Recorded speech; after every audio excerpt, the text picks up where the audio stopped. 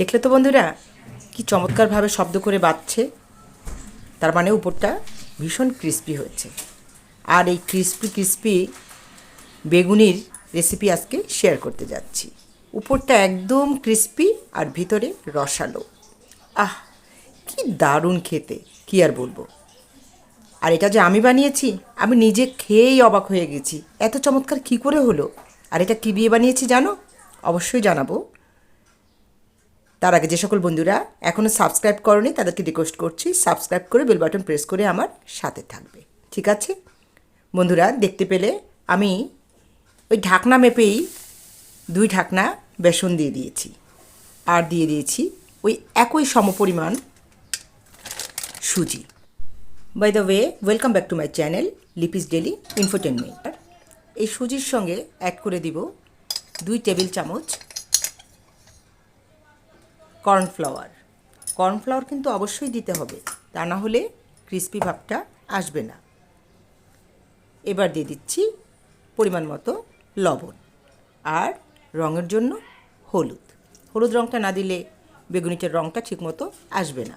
এবার খুব অল্প অল্প জল নিয়ে বেটারটাকে গুলে নেব, একদম থকথকে স্মুথ এই ধরনের একটা বেটার তৈরি করে নেব।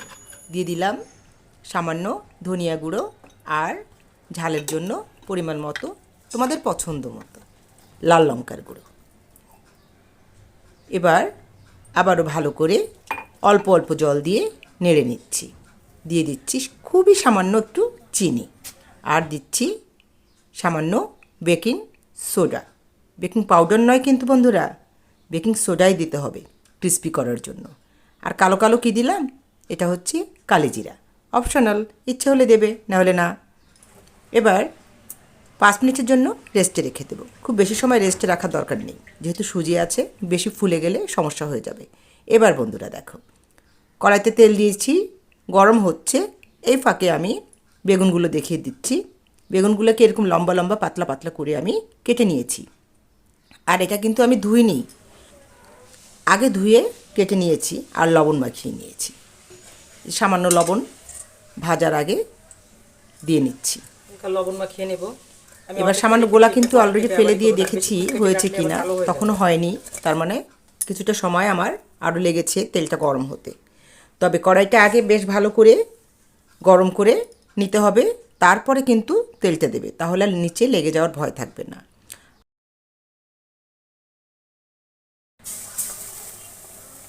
আর বেটারের কনসিস্টেন্সিটা এরকমই হবে, থকথকে ভাব হতে হবে, তা না হলে কিন্তু খুব ভালো ফুলবে না। এবার মিডিয়াম টু লো ফ্লেমে রেখে বেগুনিগুলোকে ভেজে নিতে হবে, একটু সময় নিয়ে ধৈর্য সহকারে মুচমুচে করে ভেজে নিতে হবে। আর তেলটা আমি একটু কম কম দিয়েই করছি, কেননা তেল থেকে যায়, এই তেল আবার পরে রিউজ করা ক্ষতিকারক। অল্প অল্প করে করে অল্প অল্প করে ব্যবহার করাই ভালো। আর যেহেতু এটা পুরো রমজান মাস ধরেই চলছে, আনহেলদি খাবার খাওয়ার তো কোনো মানে নেই বন্ধুরা। দেখো কি চমৎকার ফুলেছে, আমি নিজেও অবাক হয়ে গেছি। আমি এর আগে করেছি, কিন্তু এভাবে সুজি টুজি দিয়ে এভাবে এই সিস্টেমে করিনি, এটা অন্য সিস্টেমে করেছিলাম। আর আজকে করলাম অন্য সিস্টেমে, কিন্তু এত ভালো রেজাল্ট পাবো ভাবতেই পারিনি। এরপরে কিন্তু আমি অন্য কিছু দিয়ে করছি। এরপরে আমি আরেক ধরনের এই বেগুনি, কি বলবো, বেগুনি বলা যাবে না, অন্য কিছু দিলে তাকে কি বেগুনি বলা যায়? যায় না, অন্য কিছু বলতে হয়। তাহলে দেখো কি দিয়ে বানাচ্ছি, তারপরে নিজেই নাম দেবে এটার নাম কি।